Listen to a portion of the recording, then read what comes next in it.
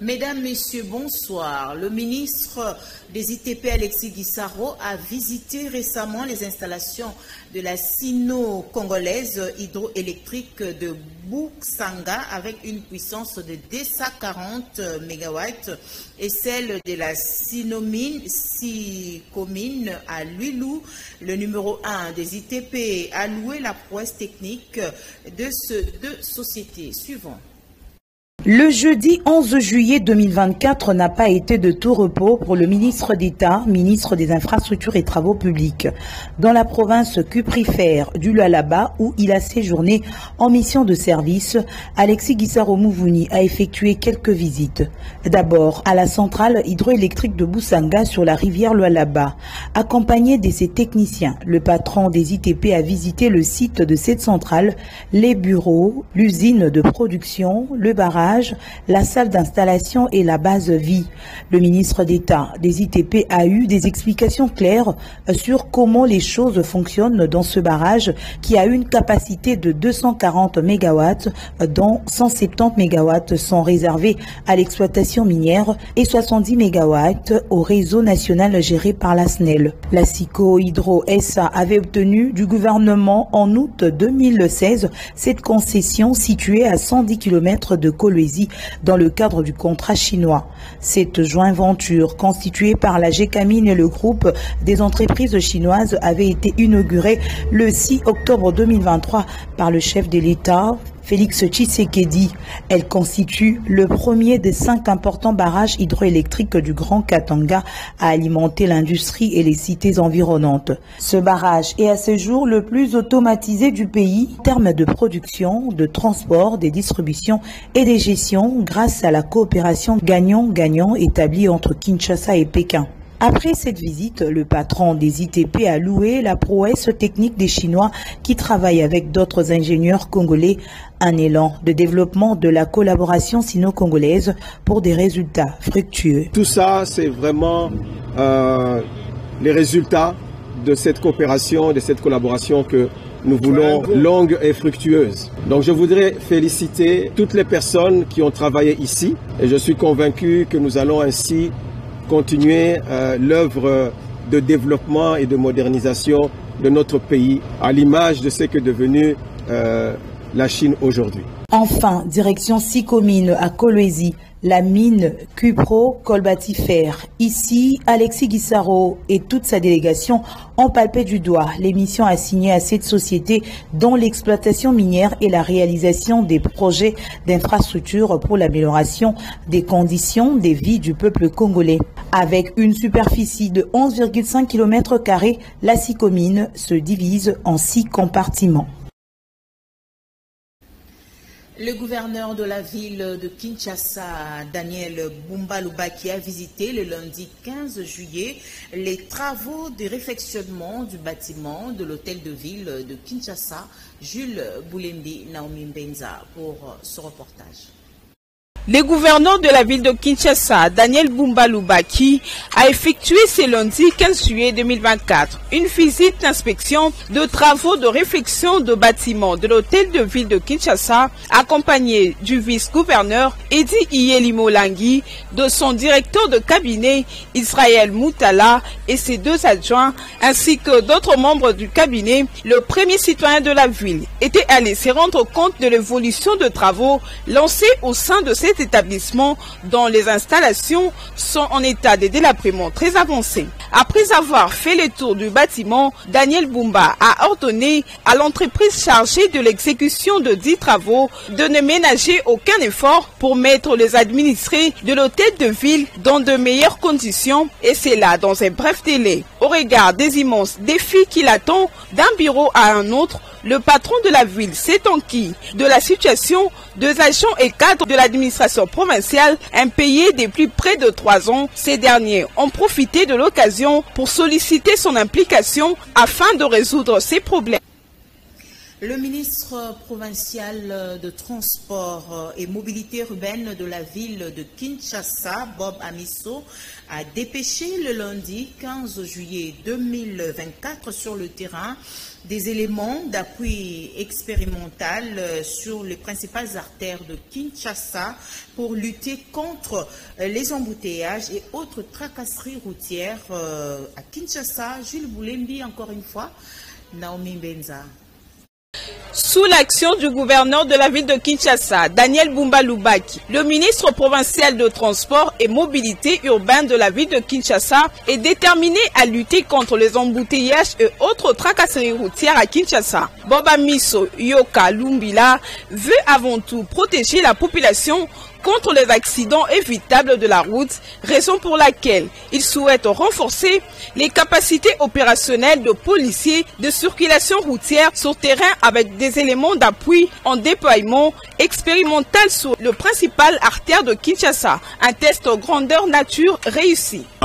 Changement ya makasi na Otipalin na komi na triomphant na Roboana na mwani nzela mwa bien makasi par rapport ya ba peser na nzela na komi pe rompo wileria na kuti kimia nzela eza polele dikalisio eza bali kama malamu mingi ya bambouteillage créer maka eza parti ya ba roulage mwa bole ba pesa priorité na bato baza nzela ba okende bango baali kwazo ba mbongo na mabongo ba chauffeur bato ba jeep wana ba créer bambouteillage nde bazili dikalisio bali ba ki na suka.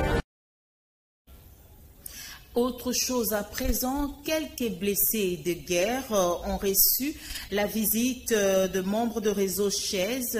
Ils ont apporté quelques vivres aux blessés qui sont soignés au centre de santé militaire de Mikondo. L'objectif est celui de soulager tant soit peu les difficultés de ce dernier. Mario Ambongo.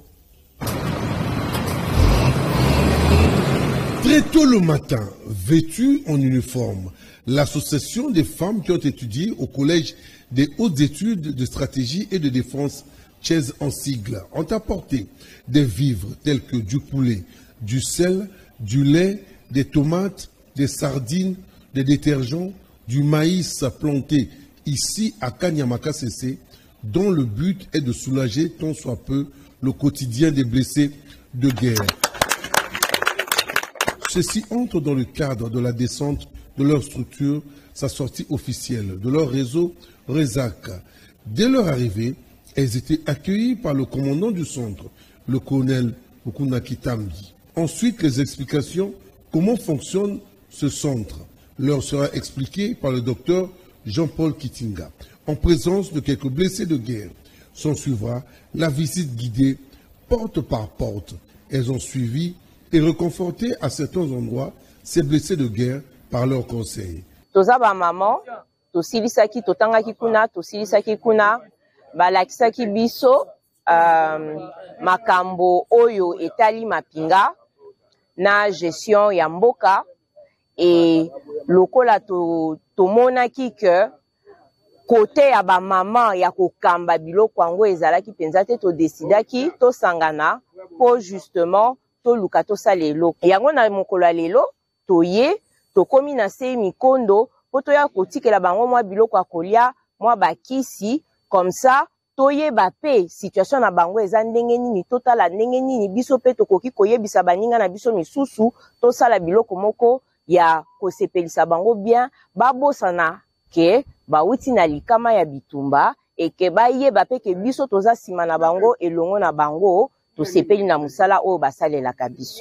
Il faut rappeler que les vivres rapportés aujourd'hui sont le fruit de la rencontre initiée par ce réseau lors de la journée du 8 mars passé, où elles avaient lancé un appel de fonds et par la même occasion cotisé aussi à leur tour pour arriver enfin à apporter ces présents à ces blessés de guerre. Avant de terminer, elles encouragent aussi les Congolais à penser à ces braves compatriotes qui ont servi la nation.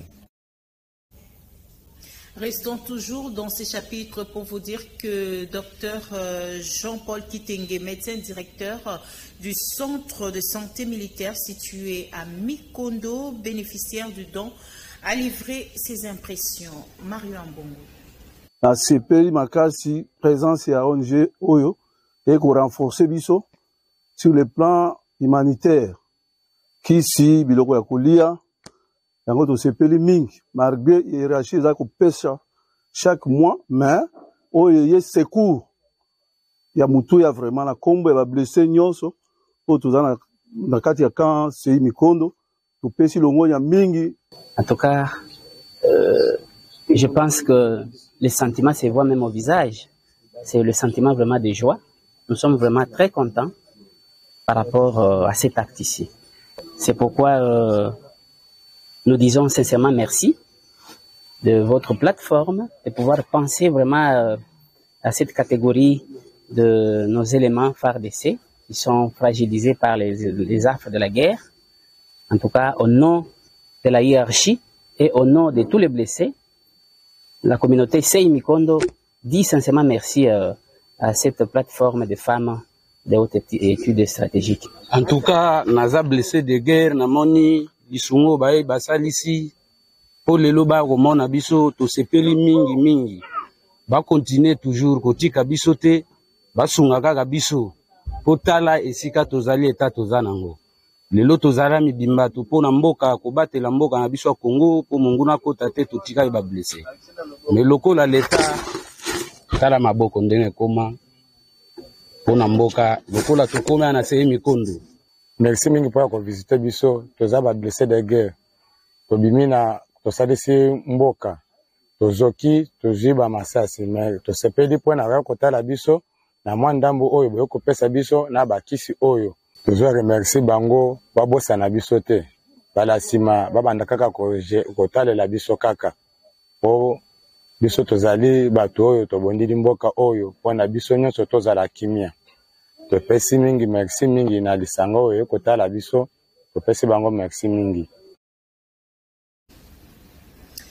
La ministre d'État en charge de l'environnement et développement durable, Eve Bazaïba, a tenu une réunion mixte RDC-Égypte en vue d'évaluer la mise en œuvre du projet de gestion intégrée des ressources en eau gérée. Prince Yamboui nous en parle.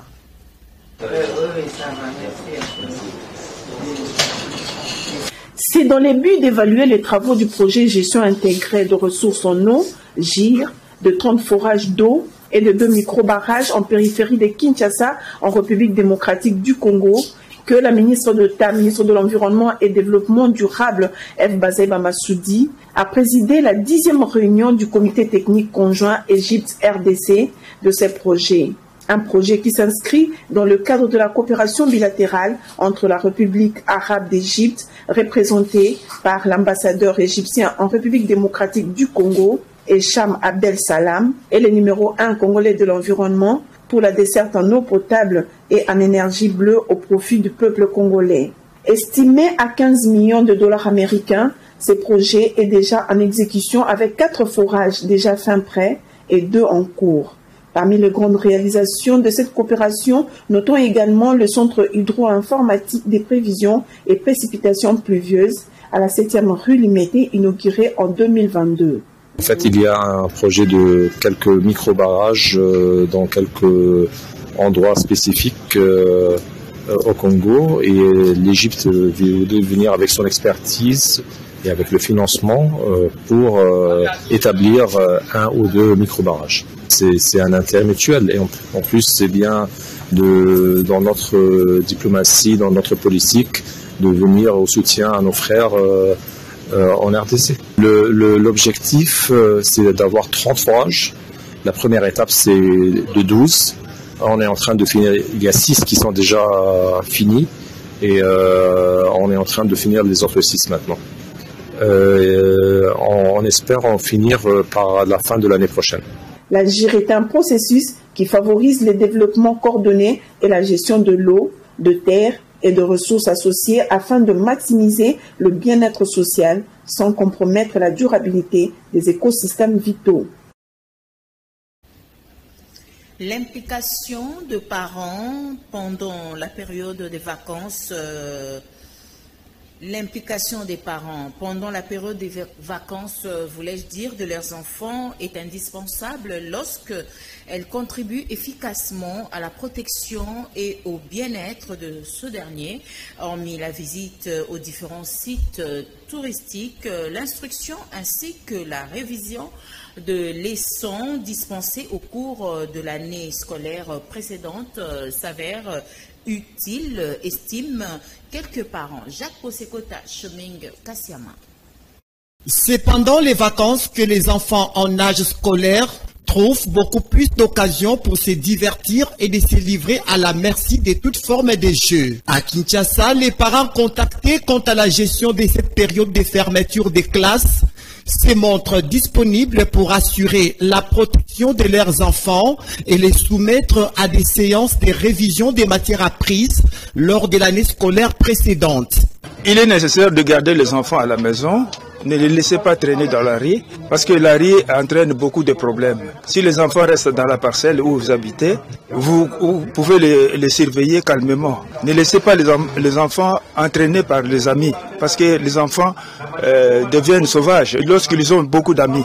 Donc il faut garder les enfants dans la parcelle, les surveiller, les chercher un peu à l'instruire, à beaucoup lire souvent, et les amener à l'église aussi. L'église, c'est un bon milieu où l'enfant peut avoir de bonnes habitudes. Étant une période cruciale pour les repos des enfants, s'engager à promouvoir leur niveau d'instruction serait les moyens efficaces pour lutter contre la délinquance juvénile. À mon humble avis, les enfants, pendant les vacances, aiment les sorties. Sur le site touristique, par exemple, les amener là-bas, c'est une bonne chose, mais cela ne suffit pas tout simplement. Pendant les vacances, il faut chercher à ce que les enfants puissent continuer à s'y mettre en ce qui concerne les études. Puisque lorsqu'il y a un long moment qu'ils n'ont pas répété les leçons, cela n'est pas une bonne chose. Donc, en dehors des sorties des enfants dans les sites touristiques, en dehors des enfants qui doivent aller jouer par-ci, par-là, nous, en tant que parents, nous devons contrôler tous les mouvements des enfants. Savoir qui les enfants fréquentent pendant les vacances, sinon nous risquons de continuer à former les enfants comme de petits. Les habitants de la commune de Kimbanseke, précisément ceux qui habitent l'avenue Mangele, se plaignent suite à l'abandon d'un tuyau de la régie des eaux dans leur quartier et qui déverse de l'eau à flot. Cela pourrait occasionner des dégâts énormes. Suivons ce reportage qui nous est proposé par Jemima Massamba. Nous sommes dans le quartier Kisantu, dans la commune de Kimbanseke. Il y a près d'une année, qu'un tuyau de conduite d'eau de la régie des eaux est troué, créant ainsi un lac artificiel. On apprend que ce tuyau n'est pas à sa première détérioration. En plus, il est exposé sur la chaussée. Les dégâts y sont palpables. Au passage de l'eau, des boues se forment, de nids de poules se créent. Les agents de la régie des eaux qui sont commis pour le changement de la tuyauterie ne sont plus revenus, mettant en péril la vie des habitants de ce quartier.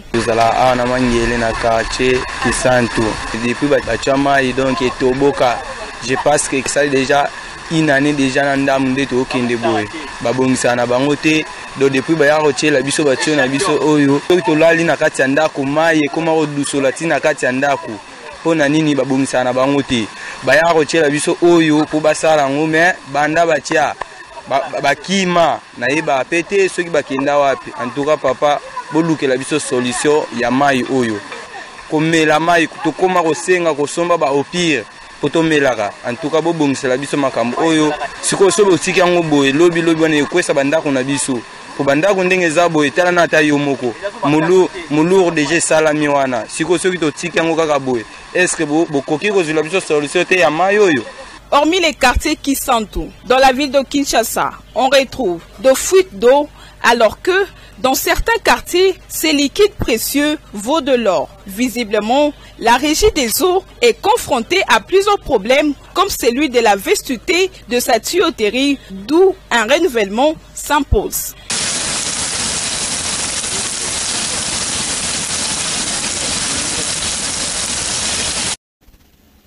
Le couple Moïse Kongolo a célébré ses noces d'or les dimanches 14 juillet 2024 dans l'enceinte de l'église Antioche, extension de la communauté pentecôtiste Mont-Horeb, située dans la commune de Mongafula. C'était en présence de membres de la chorale Kojek qui avait chanté lors de sa bénédiction nuptiale le dimanche 14 juillet 1974. Suivant ce reportage de Didier Beaufach.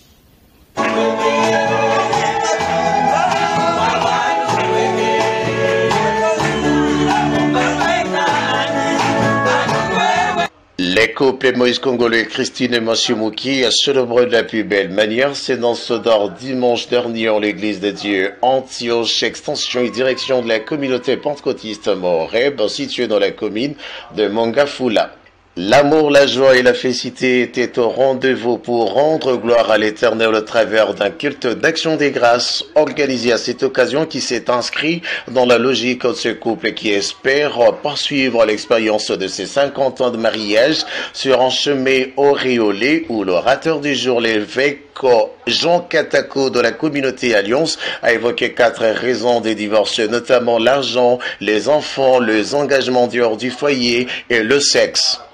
Dimanche, dans une assemblée enjolivée d'invités de marque de fidèles de la communauté venus de tous côtés, de fils et filles, de petits-fils, proches ainsi qu'amis, ont illuminé l'église Antioche que dirige le pasteur Gédéon Yumba, secondé par le pasteur Enoch Kongolo à l'occasion de la célébration des noces de ce couple. Cette 50e bougie soufflée est une conséquence logique du strict respect du serment de semer pour le meilleur et pour le pire, prononcé le 14 juillet 1974 en présence des dieux et des hommes.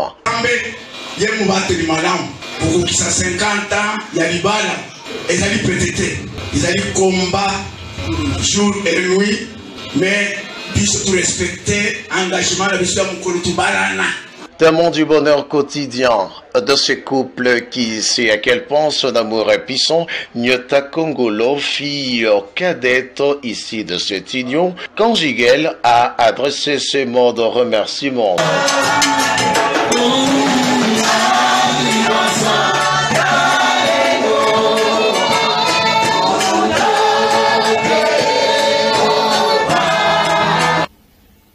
La dynamique Bemba Chilobo DTB a fait une déclaration sur les propos tenus par Jekobea. Mario Ambongo. Mouvement de libération du Congo, MLC en sigle, avec dynamique Bemba Chilobo DTB en sucre. Le raisonnement de Maïmato, force de défense du MLC. Déclaration politique numéro 00/C1/2024.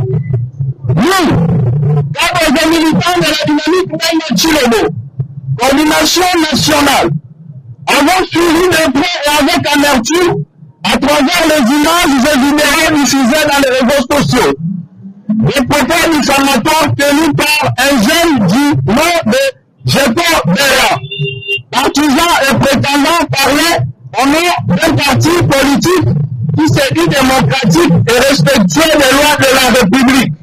Ce monsieur, jeune de son état, corrompu, s'est livré à qualifier sans preuve son excellence Jean-Pierre Bemba Bongo, président national du mouvement de libération du Congo, d'un militaire Renan se disputant le poste du président du bureau du Sénat avec un autre candidat civique.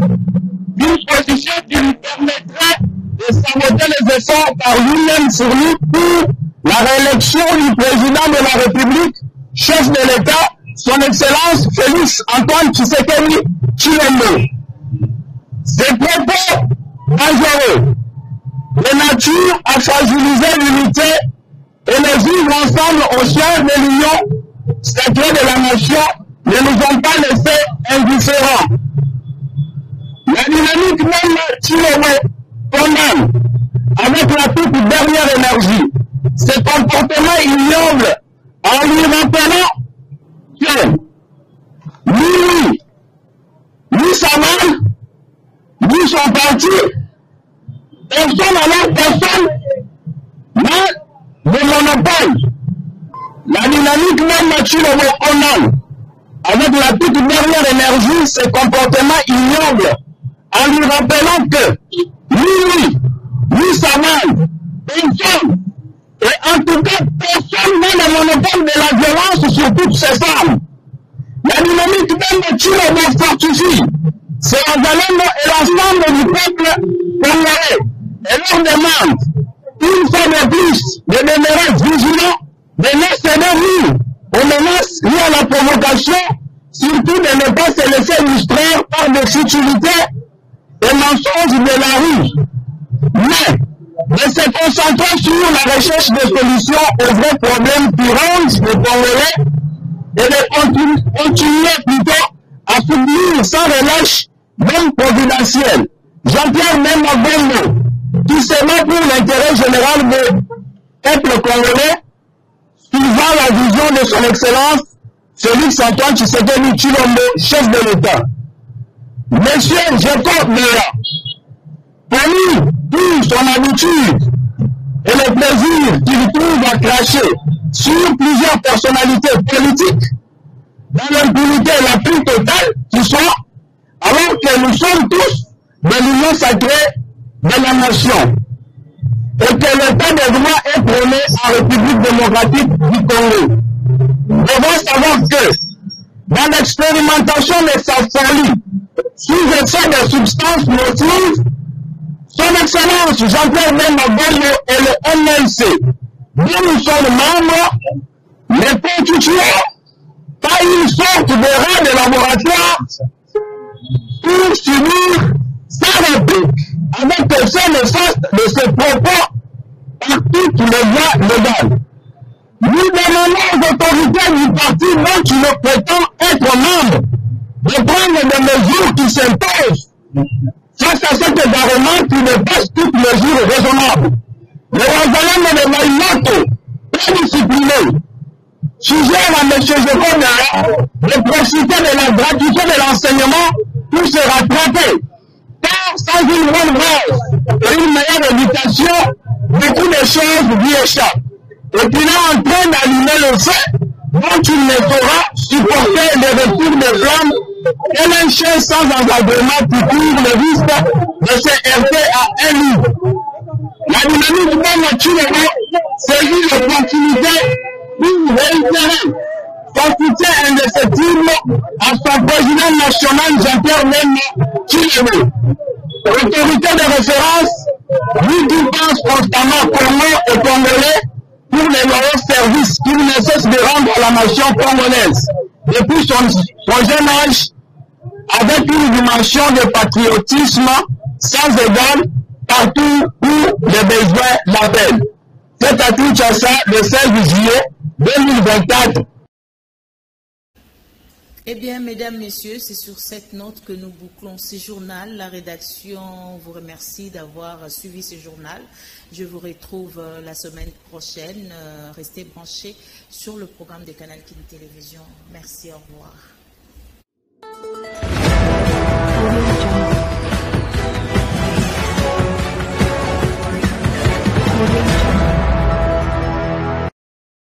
Avis de recherche.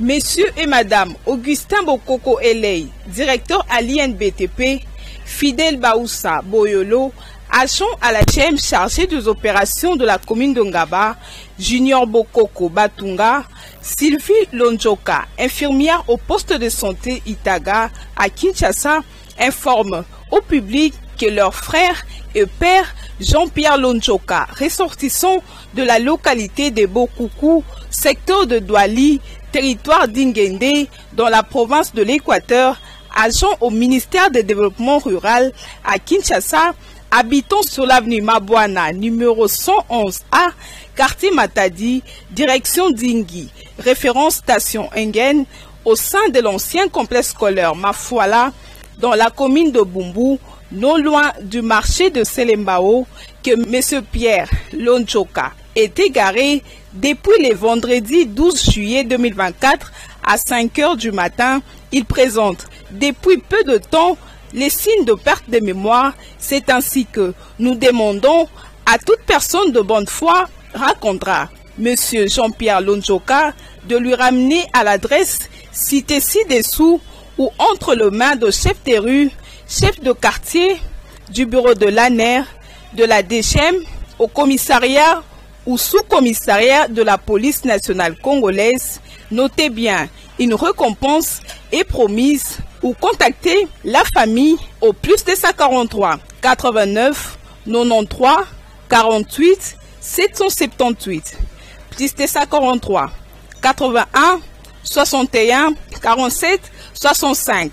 Communiqué signé Fidèle Baoussa Boyolo pour la famille.